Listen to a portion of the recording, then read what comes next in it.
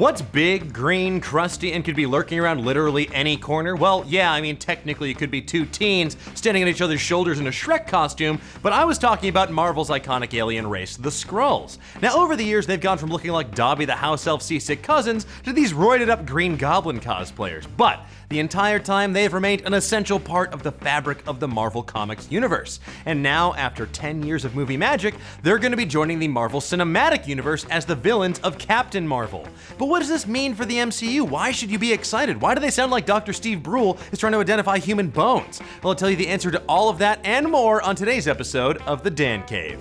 Created by Stan Lee and Jack Kirby, the Skrulls made their auspicious debut in Fantastic Four #2 way back in January 1962. These green-skinned humanoid aliens have made quite a lasting impact on the Marvel Universe. With pointed elfin ears, beady red eyes, and jawlines that are ridged for his pleasure, this warlike alien race has been a constant thorn in the side of everyone from the Fantastic Four to the Avengers and then some, because they have powerful shapeshifting abilities and their brutality in combat is unmatched. Hundreds of millions of years ago, the Skrull race formed on the aptly named planet Skrullos in the Andromeda Galaxy. They were still considered primitives on the evolutionary scale at the time when suddenly a group of bored-ass cosmic engineers called the Celestials came along and started experimenting on them. This resulted in splitting the Skrulls into three distinct groups: Eternals that were imbued with long life, Deviants who were capable of shapeshifting, and the Normals, or Normies as I like to call them, who were the ruling class for a long time until the Deviants, with their ability to mimic others and transmogrify themselves, eventually wiped out the other two races to become the last Skrulls standing. In their very first comics appearance, the Skrulls appeared in advance of their invasion fleet intending on conquering Earth. They landed on our planet and transformed themselves into the Fantastic Four because at the time Marvel's first family was the only superhero group powerful enough to stop them.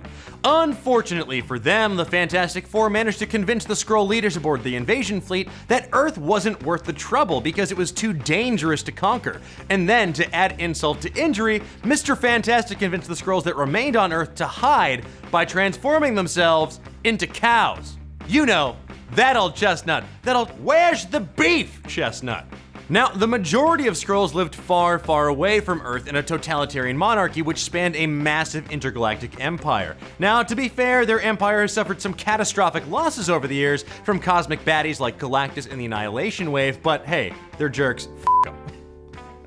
At one point, they even had this weird star system called the Krall system that they converted into what was basically an amusement park for the ultra-rich, complete with recreations of Prohibition-era New York, a medieval Earth village, intergalactic gladiatorial tournaments, and wait, isn't this just like the endgame of the villain in Space Jam, but with way less basketball? That little brat is right. Over the years, several elite Skrull agents have in fact infiltrated Earth, wreaking havoc and forcing Earth's mightiest superheroes to put a stop to their nefarious plans. In one instance, the Skrull Pybok used another Skrull called Lyja to replace the Thing's blind lover Alicia Masters and have her then seduce the Human Torch, which really sucks for the Thing, and I guess for Human Torch, and actually most of all for Alicia Masters. It sucks all around.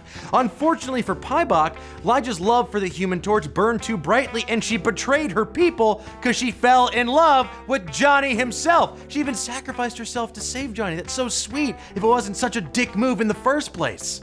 Perhaps the most famous of all these Skrull agents was a warrior named Super Skrull, who was engineered to possess the powers of all four members of the Fantastic Four. He was sent to Earth to take sweet green revenge for turning the other Skrulls into cows, which, you know, I get it. I get the impulse there, but he wound up getting Sue and Johnny Storm's dad killed, and he also went on to help Thanos try and capture the Cosmic Cube, which is a definite no-no.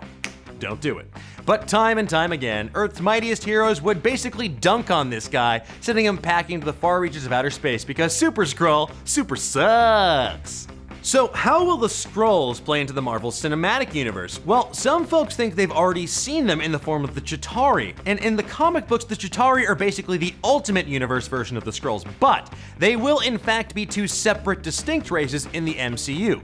Now, we know the Skrulls will be the villains in the Brie Larson starring Captain Marvel movie, and there's a good chance that could be playing into a larger Kree Skrull War storyline from the comics that they're building towards. Now, in the Kree Skrull War storyline, Earth's mightiest heroes find themselves embroiled in this intergalactic conflict between the Skrulls and the Kree. Now, we've already seen the Kree before. If you remember Guardians of the Galaxy, Ronan the Accuser is a member of the Kree, and he was real mad and real warlike. I will cure it! And And what better way to explain where Captain Marvel's been this entire time than that she was off-world helping to prevent an interstellar war from catching Earth in its crossfire? That's one theory, but there's another theory as to how this could play out in the MCU. Since the Captain Marvel movie takes place in the 1990s, and Marvel's gonna have to start phasing out some of its bigger name actors like Robert Downey Jr. and Chris Evans, who are probably gonna want to move on to non-Marvel projects, they could be gearing up for Secret Invasion.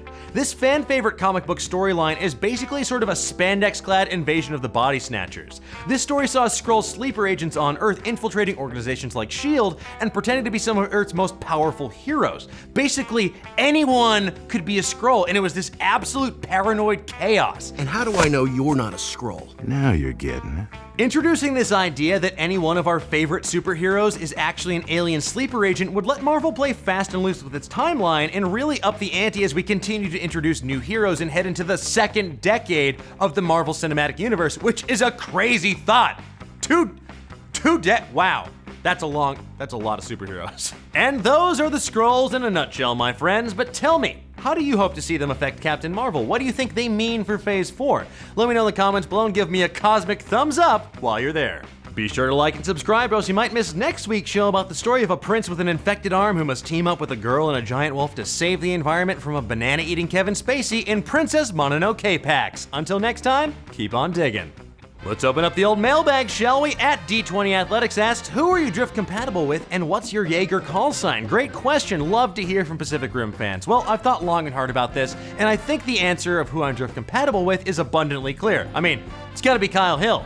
Sure, we don't always see eye to eye, but we both love standing in goofy elliptical pods to operate massive robots.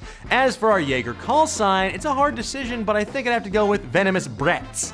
Not Bretts, like brats, you get it. But tell me, who are you drift compatible with? And what's your Jaeger call sign? Let me know in the comments below and I'll see you guys next time.